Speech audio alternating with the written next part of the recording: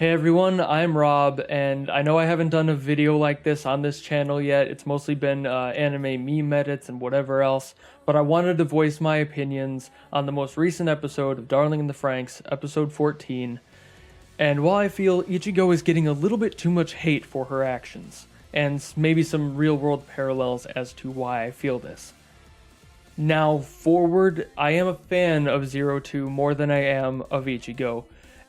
And also spoilers. If you haven't watched the series, if you haven't watched this episode, please go do so and come back if you care enough to hear my opinion.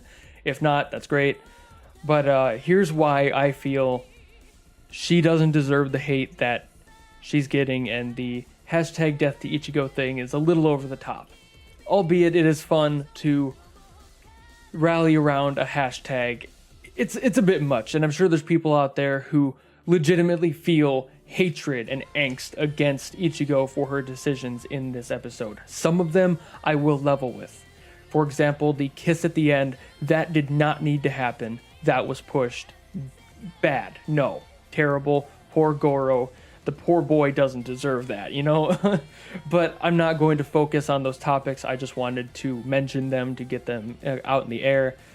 My focus is going to be entirely on the abusive relationship situation and why Ichigo's actions aren't entirely bad here. So, in this relationship of Hero 2, we have seen their past. We get it. We've experienced their childhood and their connection. We know now what happened, thanks to episode 13. Ichigo does not. She never got to see that. We are the omnipresent situation here. We got to see all that. We experienced it. She was never told anything except for what's wrong with Zero Two. So her decisions, they hold some ground. She sees this relationship as abusive. She wanted to separate them because of this. She was afraid that any more was going to hurt Hero more than it already has.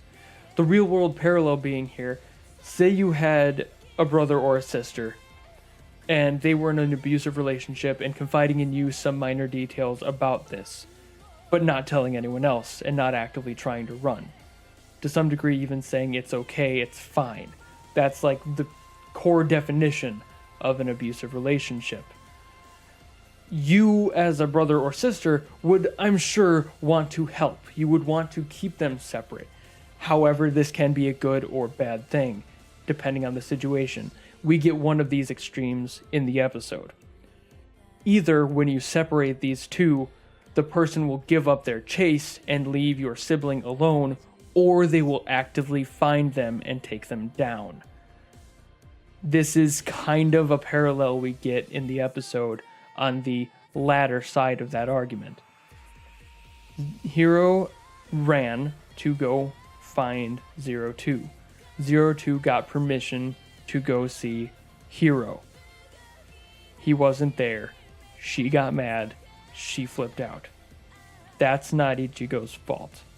She was trying to be a good friend, a good sibling, to keep them separate because she was afraid of what could happen based on what already has. She has all the ground in the world to be afraid. She knows Zero Two's situation and the whole Clax blood thing. She's freaking out, you know, like she's not okay. However, the extreme went in the opposite direction. And that was on Zero Two. That was on her non-human side. I'm not placing blame on Zero Two, but she could always react better, and we know she can be an edgy girl sometimes.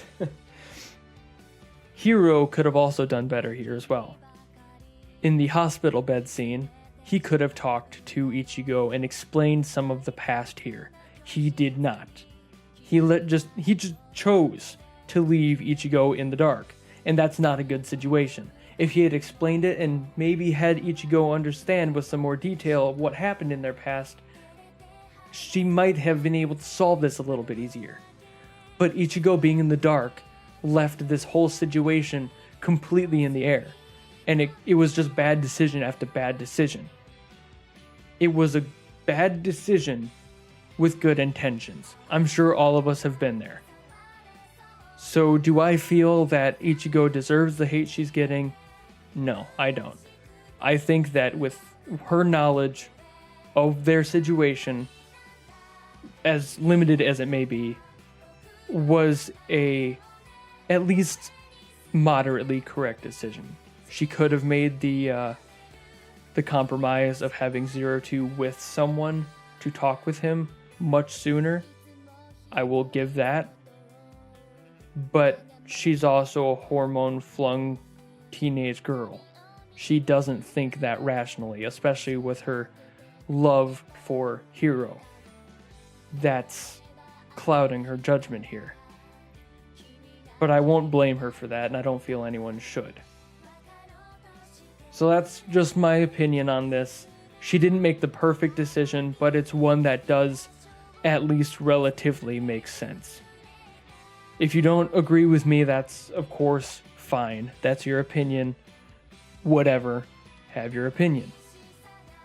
I think that at least to a degree, her actions here made sense.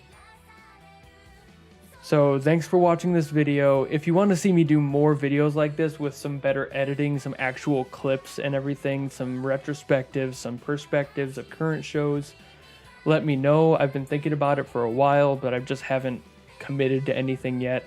So that's pretty much it.